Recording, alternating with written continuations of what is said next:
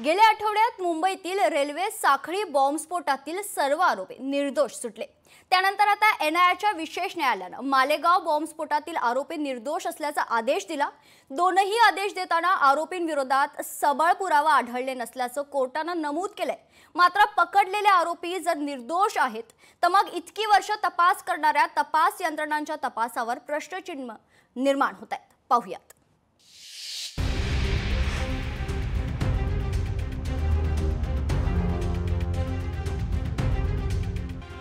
मुंबईतील रेल्वे साखळी बॉम्बस्फोट प्रकरणातील आरोपींची सबळ पुराव्याअभावी जवळपास 19 वर्षांचा तुरुंगवास भोगल्यानंतर निर्दोष मुक्तता करण्यात आली। पण आता तसाच काहीसा प्रकार मालेगाव बॉम्बस्फोट प्रकरणात समोर आलाय। मालेगाव बॉम्बस्फोट प्रकरणातील आरोपींची सबळ पुराव्याअभावी निर्दोष मुक्तता करण्याचा निकाल आल्यानंतर तपास यंत्रणांचा तपास फेल झालेला आहे का आणि आरोपी जर निर्दोष असतील तर गुन्हा करणारे खरे आरोपी मोकाट आहेत हा प्रश्न उरतोच। न्यायालयाने संशयाचा फायदा देऊन आरोपींना सोडले। आता संशयाचा फायदा देऊन सोडल्यावर याचा दुसरा अर्थ असा होतो की जे काही तपास यंत्रणा असतात त्या कुठेतरी फेल्युअर आहेत।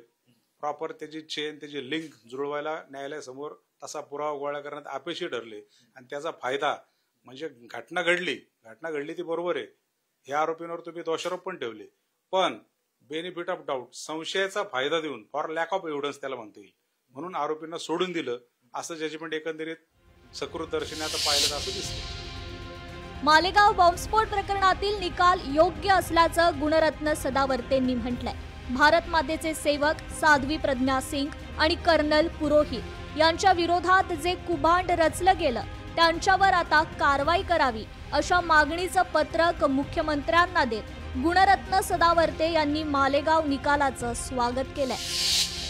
मी आज माननीय मुख्यमंत्री महोदयांना पत्र पाठवलंय आणि त्या पत्रात मी उल्लेख केला की जे कोणी राज्यकर्ते होते त्यांची जी सहमती होती ती सहमतीसह जे काही म्हणजे मांडण्यात आलं पोलिसांकडून पुरावा म्हणून आणि 2 सन्माननीय हिंदुस्थानी नागरिकांना, हिंदुस्थानी पूजनीय एका साध्वींना, एका आदरणीय व्यक्तिमत्वाला एक प्रदीर्घ एक मोठा काळ सहन करावं लागलं। त्या यातना आणि खोटे कुभांड लक्षात घेता राज्य सरकारने संबंधित बाबीवर आता एक निर्णय घ्यावा, त्यांच्यावर आता नक्की कारवाई झाली पाहिजे आणि ती कारवाई जलद गतीने झाली पाहिजे अशी देखील मी मागणी केलेली आहे। कोर्टाने सुनावलेल्या निकालानंतर आलेल्या प्रतिक्रिया या बरंच काही सांगून जाणाऱ्या होत्या।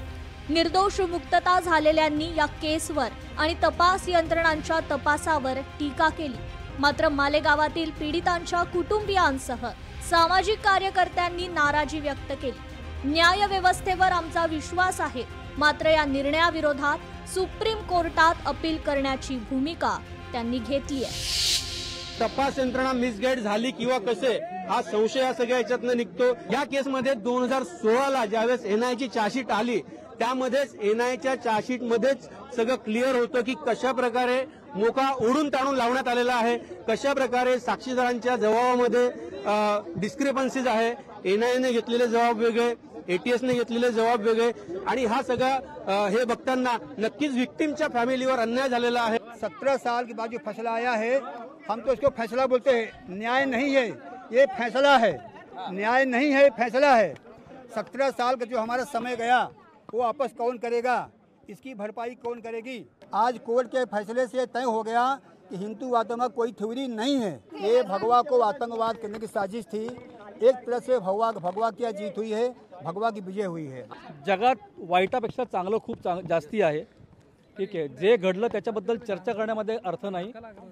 जे पदरात पडलं यश त्याच्याबद्दल सर्वांनी समाधानी राहायला पाहिजे, त्याप्रमाणे मी देखील समाधानी आहे। ज्या प्रकारे आतापर्यंत राष्ट्राने माझ्याकडून सेवा करून घेतली, कोर्टाच्या या निर्णयानंतर मला तशीच सेवा पुढे करता येते, याच्यात मला जास्ती आनंद आहे। या सगळ्या घटनेचे नेमके आरोपी कोण आणि दोषी कोण असा प्रश्न आता उपस्थित झालाय। याचबरोबर एटीएसच्या तपासाबद्दल देखील आता वेगवेगळ्या चर्चा रंगू लागल्यात। राजकीय दबाव आहे की खरंच चुकीच्या पद्धतीने तपास केला म्हणून हे आरोपी निर्दोष सुटले, अशा पद्धतीच्या चर्चा आता सर्वत्र रंगलेल्या पाहायला मिळतात। व्हिडिओ जर्नलिस्ट रोहित सह मी भाग्यश्री प्रधान आचार्य, लोकशाही न्यूज, मुंबई। लोकशाही मराठी ऐका, पहा, जागरूक रहा.